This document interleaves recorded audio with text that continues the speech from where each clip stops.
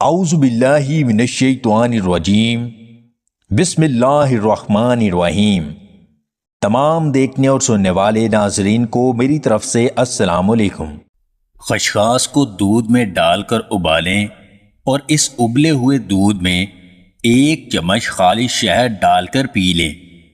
ہر طرح کی کمزوری کے لیے بہت مفید ہے۔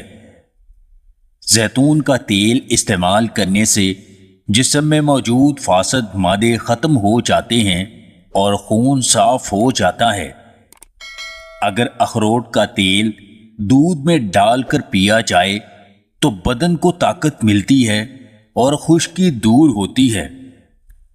ٹماٹر کے زیادہ استعمال سے گردے کمزوری کا شکار ہو جاتے ہیں۔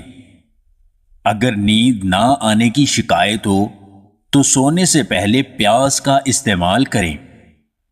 اگر بدن کی طاقت کم ہو رہی ہے تو انجیر کو شہد میں بھگو کر رکھ دیں اور صبح خالی پیٹ کھائیں۔ اگر آپ اپنے مثانے کو ٹھیک رکھنا چاہتے ہیں تو پیاز کا لازمی استعمال کریں۔ اگر سانس زیادہ پھولتا ہے تو یہ موٹاپے اور جسم میں زیادہ چربی ہونے کی علامت ہے۔ کھانے کے بعد 15 منٹ پیدل چلنے سے خون میں شوگر متوازن رہتی ہے۔ آم زیادہ کھانے سے آنکھوں کی بینائی تیز ہوتی ہے۔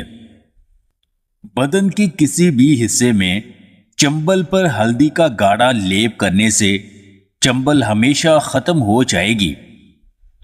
ہری پیاز کا استعمال دل کی صحت کے لیے بہت مفید ہے۔ یہ معدے کی گرمی کو بھی ختم کرتی ہے۔ بھوک کم لگنے کی وجہ سے کمزوری ہو رہی ہے تو سبز دھنیا کا رس نکال کر کم از کم 3 دن لازمی پئیں۔ 1 گلاس گنے کے رس میں 1 چمچ لیموں کا رس ملا کر پینے سے بدن کی تھکاوٹ دور ہو جاتی ہے۔ ہر بڑے کے مشورے یا نصیحت پر کان نہ دھریں، کیونکہ کچھ احمق بھی بوڑھے ہو جاتے ہیں۔ عمر کا احترام کریں لیکن وضاحت ضرور طلب کریں اور عمل سے قبل ان کے پہلے والے دیے گئے مشوروں اور کیے گئے فیصلوں کا موازنہ ضرور کریں۔